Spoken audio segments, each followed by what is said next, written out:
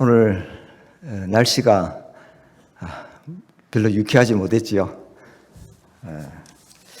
봄이면 항상 오는 미세먼지 황사가 오늘 유난히도 좀 많았던 것 같습니다. 그럼에도 불구하고 우리 주님을 사랑하고 또 우리 말씀을 사모하는 우리 귀한 성도님들 또 저녁에 이와 같이 모여서 함께 또 이렇게 말씀을 볼 수 있는 귀한 시간을 주신 주님께 감사를 드립니다. 우리 사회행제님이 기도하시면서 풍성한 것을 주신다 했는데 아무리 생각해도 풍성하지 못할 것 같습니다. 제가 그러기도 하고요. 말씀이 그러하기도 한 것 같습니다. 지금 교회에서 수요일 사도행전 말씀을 보고 있지요. 첫날 개요를 시작해서 지난 시간에 1장, 2장의 말씀을 봤습니다. 오늘 저는 3장으로 5장까지 말씀을 부탁을 받았습니다. 저는 짧지 않는 주님 안에 있을 삶 중에 한순간도 놓치지 않는 생각이 우리를 지탱할 수 있는 지탱하는 큰 힘 중 하나가 바로 하나님 말씀이다라는 이런 생각을 가지고 살고 있습니다. 그 말씀 자체가 능력이 있다라고 믿고 있고요. 또 조금이나마 경험을 했고 또 그것을 잘 모르는 분들에게는 또 알려주고 싶은 이런 마음도 항상 있습니다. 그래서 오늘 저와 함께 사도행전이면 지금부터 2000년 전에 기록된 말씀이죠. 대략 주님께서 이 땅을 떠나신 이후에 이제 함께 있던 제자들 또는 사도들이 걸었던 길들을 기록한 것이 사도행전이죠. 우리가 잘 개요를 통해서 배운 바 있습니다. 오늘도 변함없이 우리 그때 2000년 전에 성도들이 걸어갔던 그 길을 우리도 함께 걸어가 본다 하는 이런 마음으로 이 시간 함께 걸어가 봤으면 좋겠다 이런 생각을 하게 됩니다. 지난 시간에 사실 제가 정말 좋아하는 1장, 2장의 말씀들을 우리 함께 보았었는데요. 주님이 40일 계시다가 올리우셨죠. 그리고 오순절까지 한 10일 정도 기간이 있는데 그 오로지 기도했다라는 말씀이 이 1장에 있습니다. 그리고 그 10일이 되는 시점이 오순절날 2장에 나오는 것처럼 약속하신 분이 오십니다. 성령님이 오시죠.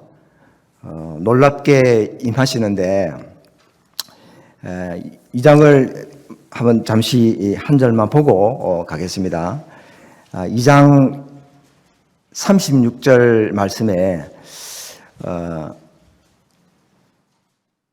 36절 아니고요.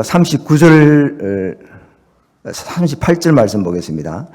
베드로가 이르되 너희가 회개하여 각각 예수 그리스도의 이름으로 세례를 받고 죄 사함을 받으라. 그리하면 성령의 선물을 받으리니.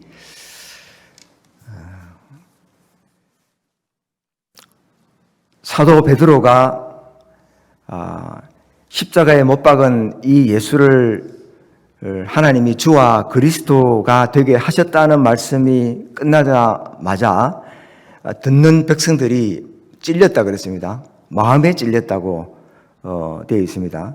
그리고 하는 말이 우리가 어찌할꼬, 너무나 바람직한 말이죠. 그때 사도는 이렇게 이야기하고 있습니다. 회개하기를 이야기하고 있습니다. 또 그리고 말씀을 받아들일 것을 말씀하고 있고, 그리고 침례를 받을 것을 이야기했고, 패역한 세계에서 구원받아라, 분리되라는 이야기를 하셨고, 그리고 성도에 더해지라는 이런 말씀을 하시고, 이제 2장 마지막 절에 42절이죠. 그래서 그 믿는 자들이 믿고 난 이후에 일어난 것이 무엇입니까? 4가지가 있었죠. 사도의 가르침을 받았다는 것과, 그리고 서로 교제했다라는 것, 셋째로 떡을 뗐다라는 것입니다. 그리고 4번째로 오로지 기도하기를 힘썼다라는 말씀입니다. 주님이 말씀하신 대로, 예고된 대로 이제 교회가 탄생하고 있죠. 탄생해서 제일 처음 교회 활동이라고 우리가 볼 수가 있을 것 같습니다. 가르침을 받고 교제하고 떡을 떼고 서로 기도하기를 오로지 힘쓰는 이러한 2장을 우리가 지난 시간까지 보았는데, 오늘 3장부터는 이제 사실 그냥 읽어서는 우리 마음이 이렇게 별로 그렇게 유쾌하지 않은 이런 말씀 같기도 한데, 왜냐하면 인간적으로 육신적으로 그렇게 행복하게 하는 이런 것이 아닌 것들이 나오기 때문입니다. 뭐 크게는 3장에 안전뱅이가 기적적으로 일어나는 것으로 해서 사도 베드로가 이스라엘을 고소합니다. 그리고 4장 넘어가서는 이 4장부터 이후에 한 7장까지는 이제 박해가 일어납니다. 그러면서 교회가 커가고 있는, 성장하는 이런 성경이 이제 나올 것입니다. 그래서 제일 처음 3장에 우리 성도님들이 잘 아시는 분, 우리가 워낙 많이 읽어서 잘 아시고, 또 어쩌면 성경을 많이 못 되신 분들은 생소할 수도 있겠습니다만은, 저는 어쨌든 본문에 있는 것을 중심으로 함께 여행한다는 기본으로 보기를 원합니다. 제일 처음 3장 1절을 시작할 때 베드로와 요한 사도죠, 성전에 올라가면서 일을 시작하는데, 제가 다 읽지는 않겠습니다. 시간 관계상 읽지는 않는데, 나면서 못 걷게 된 자, 안전뱅이죠. 못 걷게 된 자가 구걸하러 이제 성전문 미문이라는 곳에 오는데, 혼자 못 걸으니까 들려오겠죠. 들려와서 매일 앉아서 구걸하는, 이름도 나오지 않는 자가 등장하고요.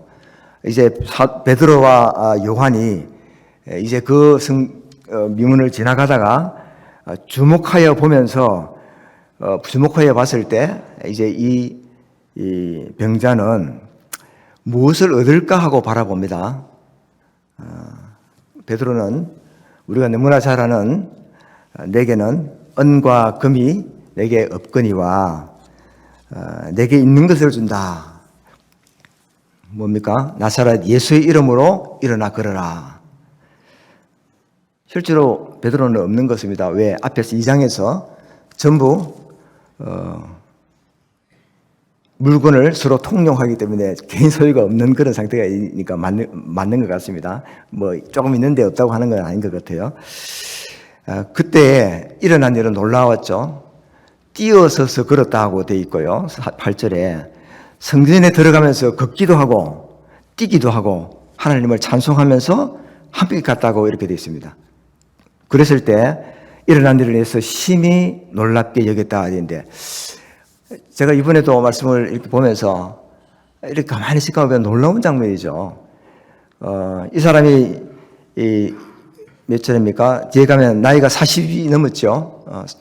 40년 이상을 태어나면서부터 안전뱅이로 태어났으니까 다쳐서 불구가 되어서 장애가 되어서 뭐 이렇게 뭐 목발을 짚는다든지 뭐 어떻게 휠체어를 탄다 이런 것이 아닙니다. 태어나면서 불구역 장애가 있었기 때문에 근육이나 신경 조직이나 이런 것들이 어떻게 보면 뼈까지도 문제가 있어서 도저히 걸을 수 없는 사람이죠. 그런데 오른손을 잡고 일으키니까 뛰어서 섰습니다. 그 자리에서 뭐 기도하다가 뭐 몇 달, 뭐 몇 년 있어서 걷는 것이 아니죠. 즉시 일어나는 겁니다. 그리고 우리가 골절이나 이런 거 뼈를 이렇게 치료하고 나면 어떻습니까? 기부스하고 한창 있다가 풀면 바로 못 쓰죠. 물리치료를 받지 않습니까? 왜 받습니까? 그동안에 안 썼던 근육들을 이렇게 이완을 시켜주고 정상적으로 작동하도록 해주기 위해서 우리가 의학적인 도움을 받습니다. 그런데 여기서는 그게 아니죠. 그 자리에서 뜁니다. 자기도 신기했을 겁니다. 걸어도 보고 뛰어도 보고 이 상상을 하니까 정말 하나님이 하시는 기적은 바로 이런 것이다.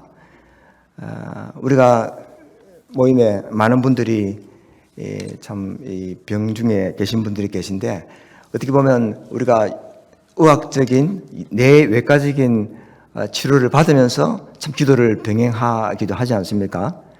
이거는 그것과는 전혀 다른 모습이죠. 그 자리에서 완전히 나음을 받는 그런 것입니다. 우리가 이런 기적이 있기 때문에 어떻게 보면 주님을 아직도 못 믿는 분들은 못 믿지만 우리가 이런 기적이 있기 때문에 우리가 믿는 것이고 우리가 놀랍게 주님을 또 하나님을 섬기는 것이다. 이런 생각도 함께 조금 들었습니다. 그 21절에 그래서 나온 사람이 뭐 어떻게 잡았는지는 모르지만 베드로와 요한을 붙들었습니다.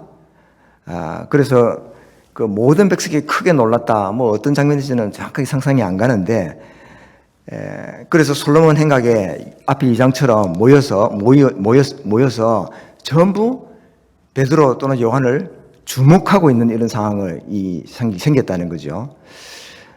그래서 지금 이 3장 끝에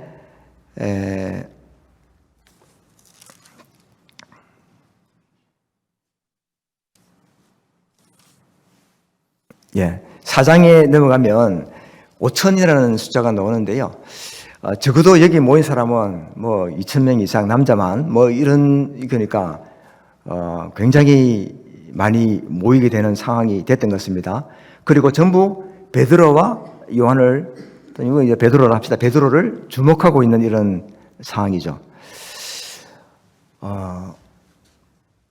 아마 제가 누군가를 이렇게 치료를 했다면 주목을 받고 싶고 또 받는 것은 자연스러워 보일 것 같습니다. 그리고 표현은 안 하지만 저도 모르게 어색할 것 같은데 12절에서 어떻게 이야기합니까?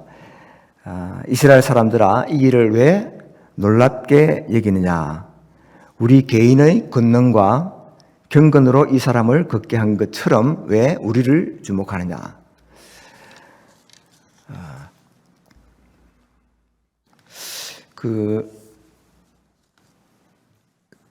어쩌면 사람들의 마음을 얻기 위해서 어떤 육을 과시한다고 할까요? 이렇게 하는 것은 하나님이 그렇게 좋아하시지는 않은 것 같습니다. 잘 모르는 사람들조차도 이제 그런 육을 드러내면 이것은 그 자신을 자랑하는 것이다라고 이렇게 인상을 받을 것 같습니다. 그러나 하나님께 속했을 때는 하나님께만 속했을 때는 그것이 기적이고 진정한 기적이고 또 그것이 진정한 영적인 것이지 않겠느냐라는 이런 생각을 또 이 구절 속에서 한번 해봤습니다. 이제 이 말과 함께 자연적으로 지금 자신을 바라다 보는 이 이스라엘 백성들 13장부터 15장까지 해서 이 백성들을 어떻게 보면 고소하는 거죠. 잘못됐다, 잘못했었다는 것을 이야기하는 장면입니다. 어떻게 보면 지금 여기 있는 사람 중에서는 얼마 전 주님을 십자가에서 달릴 때 그때 있었던 사람도 분명히 있었을 것이고 뭐 그렇지 않은 사람도 있을 수 있겠습니다만은 결국 이스라엘 백성은 주를 그리스도를 죽음에까지 몰았던 그런 사람들이었죠. 이 말씀이 지금 이후에 13장부터 나오고 있죠. 뭐 제가 자세히 보지는 않겠습니다만, 자, 주님 복음서로 넘어가면 어떻습니까? 어떻게 했습니까? 제일 처음 넘겨줬었고, 자신들은 사람 죽일 권한이 없다 해서 빌라도에게 넘겨주었고, 또 이제 빌라도가 신문해 보니까 이 사람은 죄가 없는데, 야, 놓아야 되겠다니까, 아니다, 죄가 있다라고, 그 죄가 없다고 하는 것을 거부한 거죠. 죄가 있으니까, 조치를 해달라는 이야기였죠. 그 다음에 또 뭐 있습니까? 바라바와 주님을 해서 누구를 놓아줄까 했을 때, 그게 누굽니까? 살인자를 선택했죠. 결국은 죽음에까지 내몰았던 것이 이들이었습니다. 그들을 향해서 이제 이 베드로는 감동하심으로 고소를 하고 있습니다. 그런데 밑에 나오지만은 17절에도 나오지만은 이것이 너희가 알지 못해서 그랬다 이렇게 하고 있습니다. 관원들조차도 알지 못해서 그랬다. 주님이 기도했던 것과 같은 말을 하고 있는 것을 봅니다. 전에 그랬고 지금은 어떻습니까? 16절에 있는 것처럼 그 이름을 믿음으로 그 이름이 너희가 보고 아는 이 사람을 성하게 했다라고 16절에 있는데, 이제 이 나은 사람, 기적적으로 이 나은 사람이 믿음으로 지금 그 병에서 구원을 받은 상태를 이야기하고 있는 것이죠. 이 믿음, 저도 그냥 읽을 때 이게 믿음이 그냥 이 안전병의 믿음인데 자세히 보니까 그건 아닌 것 같아요. 어떻게 보면 베드로의 믿음이었고 어떻게 보면 주님한테서 나온 믿음이었다 이렇게 보는 것이 맞을 것 같습니다. 왜냐하면 앞에서 무엇을 얻을까? 그 사람은 뭔가 구걸해서 얻을 것을 바란 거지 믿음을 표현했다는 이런 구절이 일절 없고 말이 없기 때문입니다. 그렇게 해서 고소를 하면서 전에 그러했고 지금 보고 있는 그들이 죽였던 내보냈던 사람이 누구였습니까? 여기 종이라고 나와 있는데 어떻게 보면 하나님의 뜻을 행하기 때문에 종이다가 이렇게 표현을 한 것 같은데요. 뭐 일부 번역본에서는 소자, 뭐 아들이라고 이렇게 한다고 하는데 하여튼 거룩한 종입니다. 그리고 거룩하고 어려운이라고 14절에 나와 있습니다. 그리고 생명의 주라고 15절에 나와 있습니다. 이러한 분을 죽음으로 몰아갔다는 이야기죠. 자, 그럼 앞으로 그러면 어떻게 할 것이냐 이야기가 어떻게 보니까 뒤에 19절부터 나오는 것 같습니다.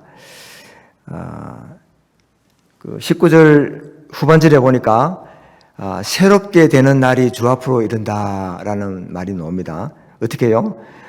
회개하고 돌이켜서 죄 없이 함을 받으라 하고 이같이 하면 그런 날이 이를 것이다. 그 뒤에 21절에 보니까 만물을 회복하실 때까지 하늘이 마땅히 그를 받아둔다 이런 말씀도 있습니다. 그리고 앞 18절에서 하나님이 모든 선지자의 입을 통하여 자기 그리스도께서 고난받으실 일을 미리 알게 하신 것을 이와 같이 이루셨다. 지금 제가 몇 구절 읽은 구절에서 이 베드로가 어떻게 이스라엘 백성을 이제 고소하는지에 대한 내용을 우리가 충분히 짐작을 할 수 있을 것 같습니다. 이 선지자의 입을 통해서 이루어졌다라는 것, 제가 처음 복음을 듣고 메시지를 들을 때도 성경을 잘 모를 때죠. 전하시는 분이 구약에 있는 게 이렇게 예언된 대로 이루어졌습니다 했는데 뭐 성경 자체를 안 믿는데 듣기는 듣는데 그것이 뭐 구약인지 신약인지 모를 때 기억이 나는데 제가 이 말씀을 보면서 한번 우리가 너무나 복음을 듣고 잘 알고 또 예배를 통해서 이야기되는 주님의 오심, 고난받으심에서 나오는 게 있죠. 53장이죠. 이사야서 53장이 이제 뭐 따로 찾지는 않겠습니다. 다 성도님들 아시니까 여호와의 전한 것을 누가 알았느냐고, 여호와의 팔이 누구에게 나타났느냐라는 말씀으로 시작하는 53장에 그 10절에 보면 그런 말씀이 있습니다. 여호와께서 그에게 상함을 허락했다고 되어 있어요. 상함을 받게 하시길 원했다고 되어 있습니다. 받게 하기를 원하사 질고를 당하게 했다라는 말씀이 있고요. 그리고 그의 영혼이 속건제물로 드리기에 이르면 그가 씨를 볼 것이요가 나오고요. 그 다음에 이어지는 말씀이 그의 날이 길 것이고 또 그의 손으로 여호와께서 기뻐하시는 뜻을 성취하리라 하는 말씀이 있는데, 이것이 고난받는 주님을 이야기하고 있는 53장의 뒤에 후반부 끝부분에 나오는 말씀입니다. 우리가 자세히 보면 너무나 잘 아는 말씀들이죠. 주님은 이렇게 선지자들의 이야기했던 것을 성취를 합니다. 특히 시편은 어떻습니까? 제가 시편을 구원받은 일에 많이 우리가 자주 보지 않습니까? 신구약 읽으면서 시편을 하루에 한 장씩 읽는다든지 이렇게도 하는데, 시편을 우리 자신의 그때 시편 저자의 경험과 또 우리 신앙생활을 하는 우리들과 비추어서 본다든지 이렇게 하기도 하고 여러 방법으로 시편을 묵상하기도 하는데, 시편이 시편 150장 중에 16편이 메시아 시편이라고 이릅니다. 메시아를 이야기하고, 즉 그리스도, 우리 주님을 이야기하고 있다, 이렇게 이야기를 하고 있습니다. 주님이 부활한 것부터 해서 이야기하고 있다고 하는데, 또 어떤 분은 이렇게도 이야기를 했습니다. 시편 150편에 있는 여호와를 그리스도로 바꾸어서 읽어보시라는 권한을 받은 적이 있습니다. 그래서 한번 제가 그거를 바꿔서 읽어본 적이 있는데, 성도님도 한번 해보십시오.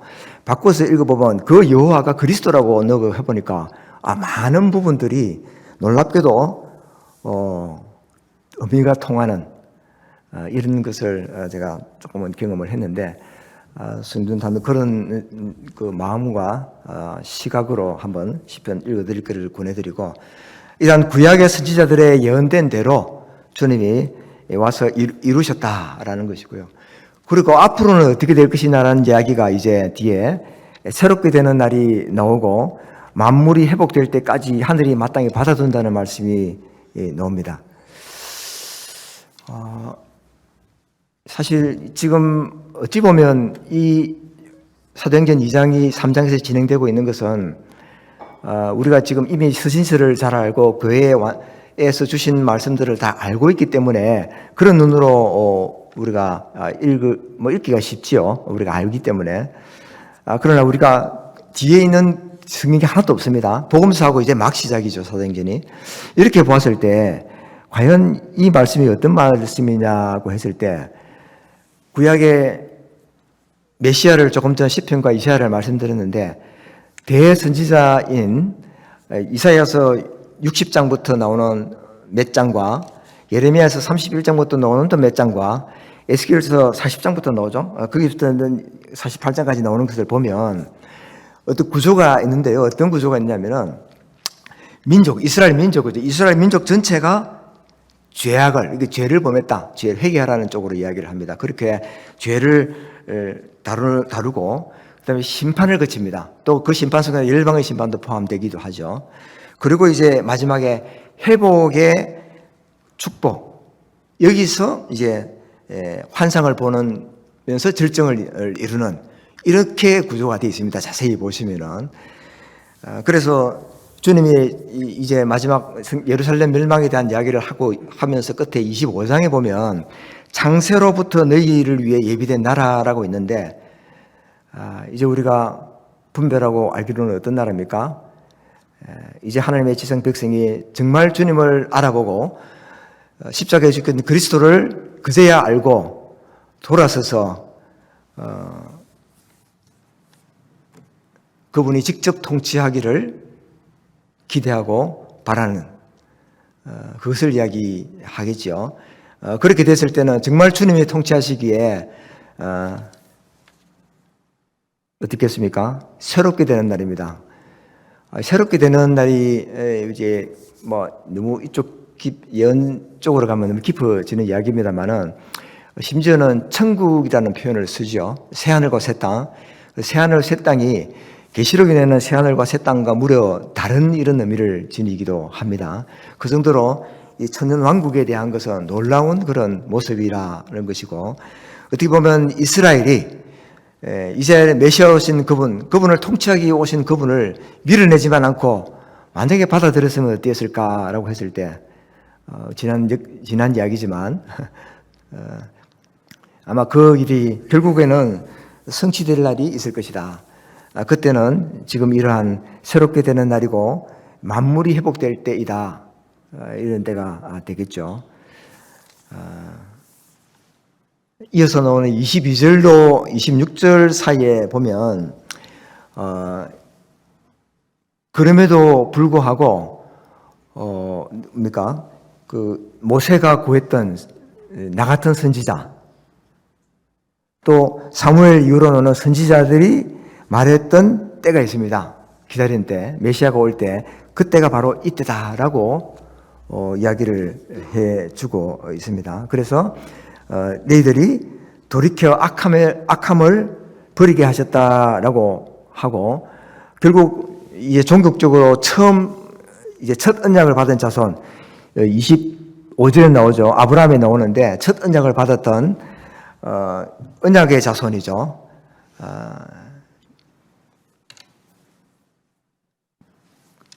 언약의 자손이 26절에 나오는 것처럼 25절 후반전에 땅 위의 모든 족속이 너의 씨로 말미암아 복을 받는다 했던 너의 씨, 바로 그리스도, 우리 주님이 우리 인해서 땅 위의 모든 족속이 복을 받는 끝까지 이제 사도는 선포한다 합니까? 고소한다 합니까? 복음을 전한다고 합니까? 이렇게 3장이 끝이 나고 있습니다.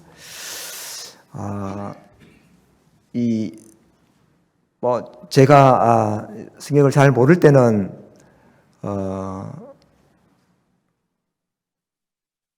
요거는 조금 시간상 넘어가도록 하겠습니다. 자, 그렇게 해서 4장에 넘어오면 4장에 보면 이제 이 박해가 시작됩니다. 박해가 시작되는데 제사장들과 사두개인들이 잡습니다. 그리고 투옥을 시킵니다. 왜 그렇게 하냐고 이슬에 나와 있습니다. 예수 안에서 죽은 자의 부활을 싫어했다는 거죠. 그거 전하는 걸 싫어했다는 거죠. 초기에 복음의 메시지의 중심되는 내용은 역시 부활인 것 같습니다. 지금도 우리의 복음의 중심은 부활이지요. 그것이 되어야 할 것 같습니다. 이 부활은 모든 사람이 어느 날 갑자기 한꺼번에 다 부활해서 부활하는 이런 것이 부활이 아니라 시간을 두고 예수 안에서 부활하는, 죽은 자 가운데서 부활하는 이런 부활을 이야기하고 있는 것이지요.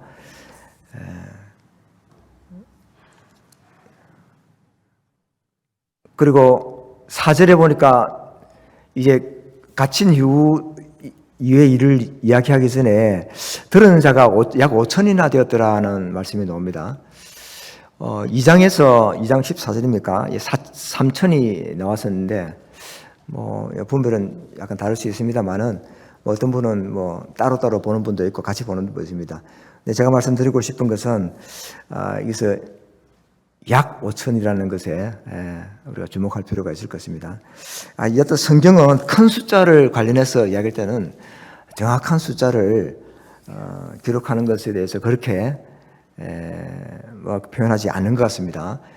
그냥 뭐 물론 많다고 표현할 수는 있지만 여하튼 많은 수의 사람들이 자연스럽게 전해진 베드로의 사도의 이러한 선포에 돌아서는 이러한 놀라운 장면을 우리가 보고 있는 것 같습니다. 그리고 이제 잡혀서 7절에 보니까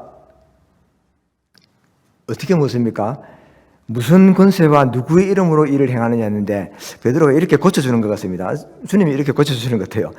9절에 있는 것처럼 병자에게 행한 착한 일에 대해서 이 사람이 어떻게 구원받았냐 이렇게 묻는 것이 정상적이라는 이야기죠.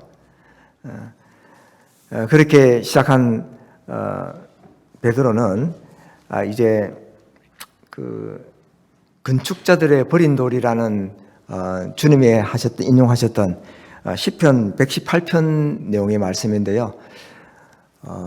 이것으로 이제 그들을 역시 항변하기도 하고 고소하기도 하는 같습니다.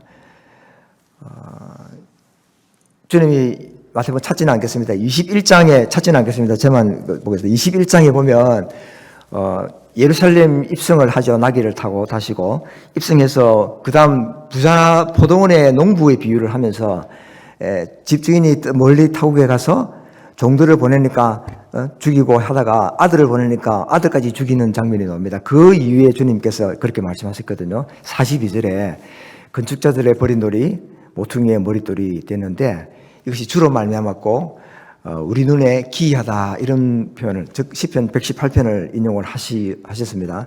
이것을 그대로 베드로가 인용을 하신 거죠. 그런데 아마 여기는 사도행전 4장에서는 더 이상 인용을 하지 않지만 21장 뒤에 이어는 44절에서는 또 이사야서에 있는 28장에 있는 말씀을 8장에 있는 것을 인용하셨는데요. 그 돌 위에 떨어지는 자는 깨진다고 하고 또 돌이 사람 위에 떨어지면 가루로 만든다는 말씀이 있습니다.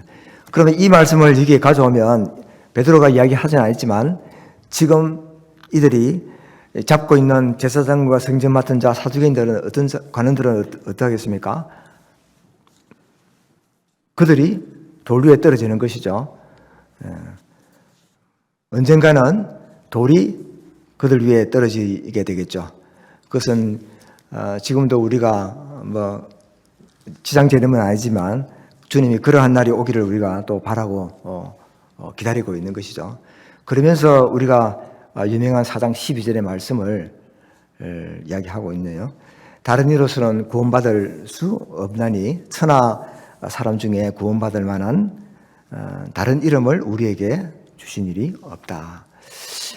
사실 제가 구원받을 때 기억해보면 이 말씀의 사도행전 내용은 잘 모르겠고 12절밖에 눈에 안 들어오더라고요. 우리 성도는 어떤가 모르겠습니다. 정말 이 천하에 구원 얻을 만한 이름을 우리 주님 위에는 주신 일이 없지요. 이제 13장으로 넘어가면 13장에서 이제 이 공회에서 일어나는 일들을 표현하고 있는데 사실 13장 13절만 보더라도요. 그 요한이 담대하게 말함을 보고 그들이 본래 학문 없는 범인을 알았다가 이상히 여기다 이렇게 있는데 사실 이것을 베드로가 그 앞에서 있으면서 이것을 알 수 있었을까요? 학문 없는 범인으로 알았다는 걸 알 수 있었을까요? 뭐 이상히 여긴 거는 조금 표정 보고 알 수 있을까 모르겠습니다. 불가능할 것 같습니다. 그런데 이제 성령께서는 이렇게 13절에 기록을 해두고 있습니다. 그들이 정말 어떻게 보면 육에 속한 아무리 재능과 명철하다 할지라도 정말 진실한 그리스도인들이 영적으로 어떤 더 큰 훌륭한 일을 해내게 될 때 그들이 그 육에 속한 사람이 갖는 하나의 전형적인 형태 중에 하나지 않을까 뭐 이런 생각도 해볼 수 있겠고요. 그 다음에 비난을 할 말이 더 없다고 그랬습니다. 왜? 병나은 사람이 있고 또 그들이 예수와 함께 있던 줄도 알았다라고 되어 있거든요. 그래서 그들이 할 수 있는 것은 아무것도 없이 결국은 내보내는 일밖에 없는 것이죠. 그러면서 그 18절에 예수 이름으로 말하지 말라, 또 가르치지도 말라, 입 다물으라는 이야기죠. 우리가 무슨 교훈을 받을 수 있겠습니까? 그 다음 베드로와 요한의 대답이 하나님 앞에서 너희 말을 듣는 것이 하나님의 말씀을 듣는 것보다 옳은가 판단하라. 우리가 보고 들은 것을 말하지 아니할 수 없다. 우리가 보고 들은 것을 말하지 아니할 수 없다. 저도 이 구절이 구반들에 참 오래 갔던 것 같습니다. 그 열정은 좀 차이는 있을지 몰라도 보고 들은 것을 말하지 않을 수 없다. 이 제자들은 누구를 봤습니까? 주님을 직접 봤습니다. 그죠? 주님이 하신 일을 보았습니다. 주님이 부활하시기 위해서 직접 목격했던 사람입니다. 우리는 그렇게 할 수는 없죠. 그럼 우리는 어떻게 말을 할 수 있을까요? 이렇게 한번 바꿨습니다. 듣고 믿은 것 또는 경험한 것을 전하지 않을 수 없다. 이렇게 제가 한번 바꿔봤습니다.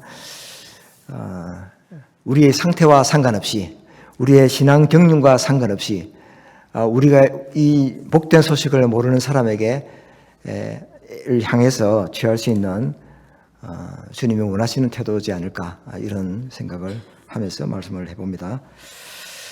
그 다음에 23절에부터 이제 이 교회의 어찌 보면 두 번째 모습들, 활동들이 나오고 있는데요. 제일 먼저 한 것이 기도입니다. 그죠? 기도입니다. 대주제요 하면서 기도를 시작하고, 그 다음에 25절에 있는 그 구약의 말씀을 인용을 하는데, 구약의 말씀 인용이 관주에 보면 몇 절에 어디에 해당됩니까? 시편 2편이죠. 시편 2편을 인용합니다. 시편 2편을 인용하는데 그 밑에 27절에 헤롯이 어떻게 보면 관원들에 해당되겠죠. 또 군왕들, 빌라도겠죠. 로마를 대리하는 사람이니까. 또 이방인일 것이고 족속들이 이스라엘 백성들이 될 것입니다. 이들이 합세해서 예수를 거스리고 기름 부은 거룩한 종을 거스린다, 이렇게 되어 있는데, 이제 그 시편 2편 찾아보지 않겠습니다만 뒤에 12절에 보면은 그들이 그 아들에게 입맞춰야 했다고 되어 있습니다.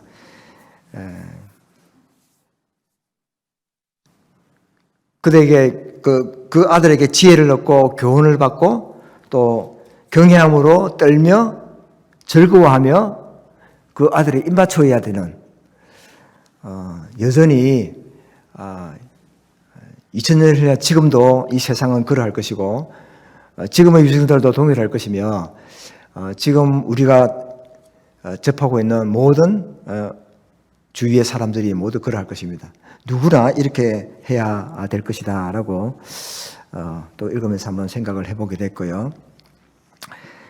그렇게 해서 31절에 빌기를 뒤에 위협함을 굽어달라는 것과 또 병낫기를 또 표적을 또 이렇게 구하고 있습니다.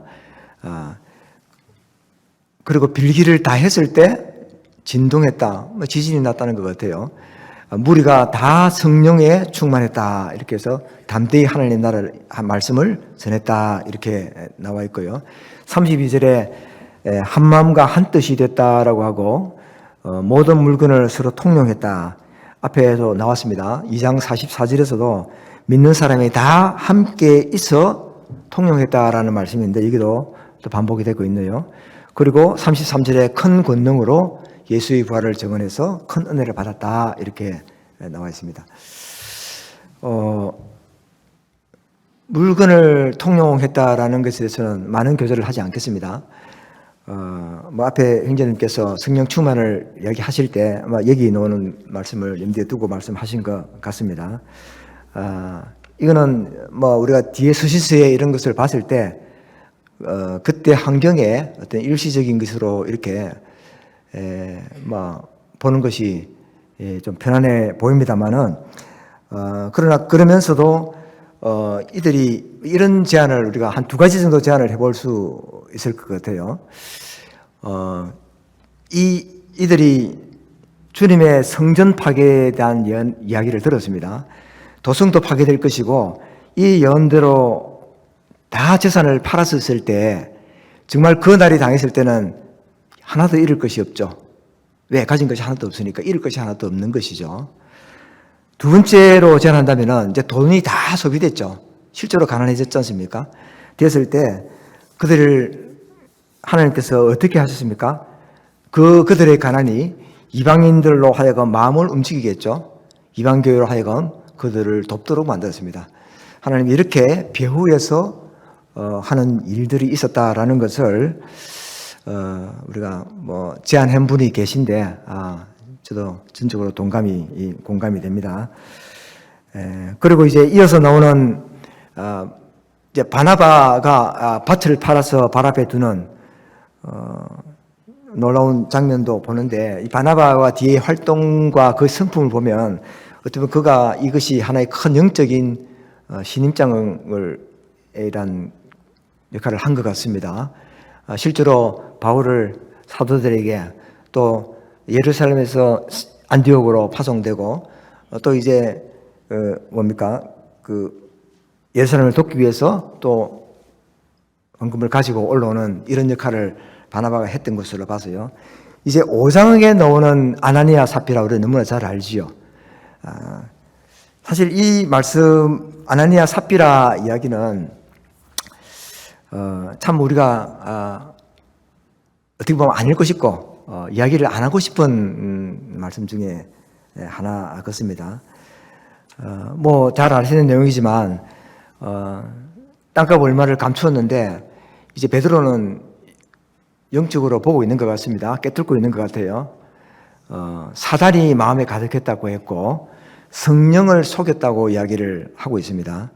그리고 9절에서는 이어 3시간 뒤에 오는 그의 아내에게 함께 있게 하여 주의 영을 시험했다라고 나와 있습니다.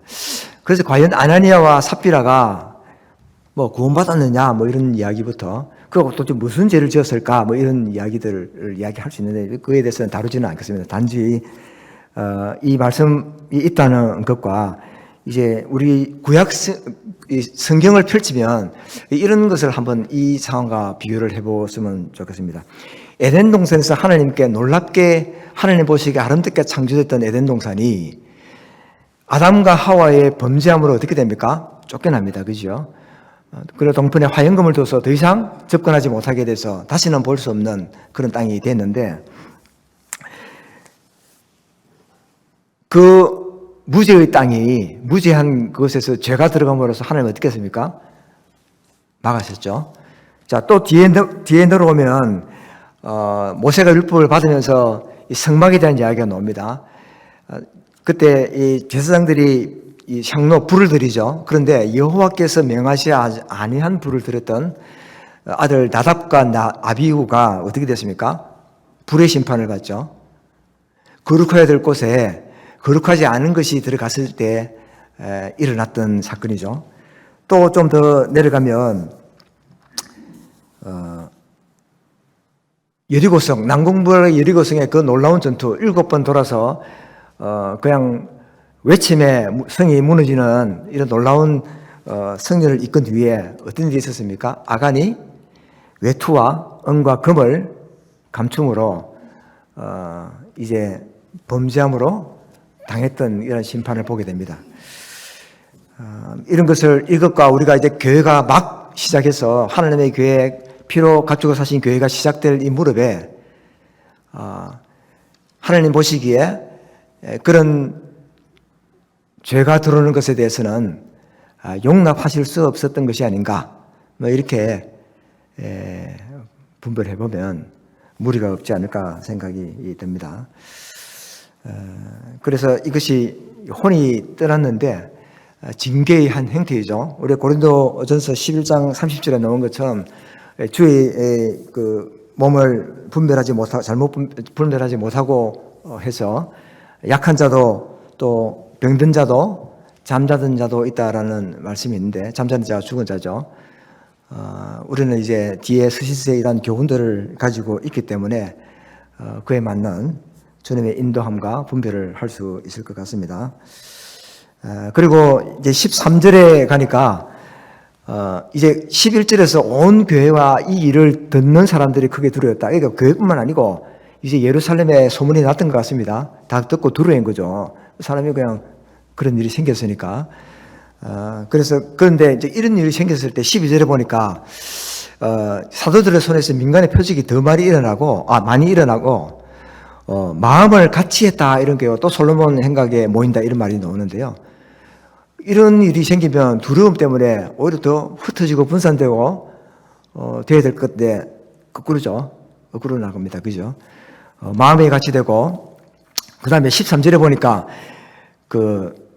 나머지는 감히 그들과 상종하는 사람이 없으나 백성이 칭송하더라. 말씀이 상종하는 사람이 없다. 즉 이제 두려워서 가까이 못한다는 이야기죠. 그죠? 즉 이 사건은 믿음과 불신을 어떻게 했습니까? 갈라놓았다라고 볼 수가 있을 것 같습니다. 그래서 위축된 것이 아니고 더욱더 사도를 통해서 주님께서 역사하시는 이런 것을 우리가 볼 수가 있을 것 같습니다.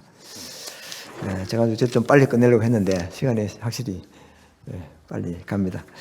그래서 그렇게 해서 이제 16절까지로 예루살렘 부근에 수많은 사람들도 뭡니까? 병든 사람, 귀신 들린 사람, 괴로움받는 사람들이 다 와서 나음을 받는,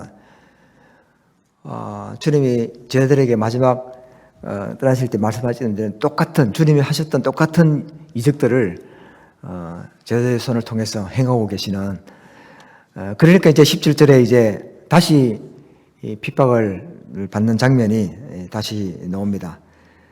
대제사장과 함께 있는 사두개인들의 당파가 이제는 마음의 시기가 가득했다고 얘기 됐습니다. 이제는 어떻게 보면 옆에 막 놀라운 일들이 일어나니까 모든 백성들이 시선이 다 그쪽으로 모이니까 이제 시기에 극을 다는 것 같습니다. 그러니까 이제 그들을 어떻게 해볼 수 없는, 실제 옥을 가뒀는데도 천사가 바로 즉시 꺼내주죠. 그래서 즉시 꺼내자마자 천사들의 이야기한 대로 새벽에 가서 성전에 가서 가르치기를 한 이런, 오히려 그게 성전 맡은 자들 포함해서 사람들이 옥에 가니까 옥을 열어보니까 없다. 옥도 보니까 지킨 사람들도 몰랐던 것 같아요. 옥이 아마 우리 옛날 이렇게 창살로 되니까 보이는 이게 아니고 이렇게 다 닫혀 있었는가. 자기는 여전히 지키면서 안에는 그들이 있을 것이라고 생각했는 것 같아요. 이 뉘앙스상은. 그래 와서 열어보니까 없다는 이야기죠. 그래서 당황했지만 그들이 성전에서 가르치고 있다는, 그래서 잡으러 갔는데 26절에 뭐라고 되어 있습니까? 강제로 못했다. 강제로 못했다. 왜? 백성들이 돌로 칠까? 이제는 강제로 하면 백성들이 이제 그 많은 이적들을 보면서 이제 오히려 이들을 돌로 치는 그런 상황이 됐다는 이야기죠. 주님은 이렇게 역사를 하시는 것 같습니다. 그래서 이제 이렇게 해서 그들이 공회 앞에 서죠. 주님도 공회 앞에 서셨는데 이들도 역시 공회 앞에 서서 그들의 공의의 판단을 받고 있는데, 사실 그들은 공의로 판단할 수 있는 사람들이 아니죠. 왜? 그들은 손에 거룩한 피를 묻혔던 사람입니다. 앞에처럼 회개해야 되고 돌이켜야 됩니다. 그런 사람인데 그런 점점점 더 시기가 가득했고, 그들을 이제 오히려 특히 보면 29절부터 보면 그런 말씀이시죠. 곧 끝내겠습니다. 그들이 보면은 어떻게 했냐면은 이름 가르치지 말라는 거하고 그리스도의 교훈과 부활이 예루살렘에 가득했다고 이야기하고요. 그 다음에 이 사람이 피를 우리에게 돌린다고 이렇게 이야기하는데, 이 말을 베드로가 다 고쳐주죠. 왜냐하면 우리는 하나님께 순종해야 된다고 고쳐주고요. 그 다음에 그 교훈과 부활 예루살렘에 가득한 것이 아니고 이스라엘에게 회개함과 죄사함을 주시고 있다는 것과요. 그리고 너희가 나무에 달아 죽인 예수다 이렇게 이야기를 하고 그들은 이제 죄를 면할 수 없는 그런 자를 이야기를 하고 있습니다. 그래서 이제 주님의 마지막 전하는 그 말씀에 결국 그들은 사도를 없이하고자 할세 33절 보면 없이하고자 할세 결국 그들도 이제 죽이려고 하는 것이죠. 그러나 또 바리새인 가말리엘을 관역해 하심으로 그들이 또 풀려납니다. 단 40절에 또 처지를 당하고 풀려납니다. 마지막에 있는 구절을 읽고 마치도록 하는데요. 사도들은 그 이름을 위하여 능력받는 일에 합당한 자로 여기심을 기뻐하면서 공회 앞을 떠나니라. 그래서 그 다음 42절 마지막 절에 그들이 날마다 성전에 있든지 집에 있든지 예수는 그리스도라고 가르치기와 전도하기를 그치지 아니하니라. 그 이름을 위해 능력받는 것을 합당한 자로 여긴다. 저와 여러분들이 우리가 주님의 이름 때문에 세상에 나아가고 살고 생활하게 될 때에 받는 핍박들, 그것은 합당한 것이다. 주님이 그렇게 가셨기 때문에 우리도 그 길을 가야 한다. 그것이 모든 사람들과의 관계가 끊어질지라도, 가족들로부터 모진 핍박이 올지라도, 나에게 재산과 기타 모든 나를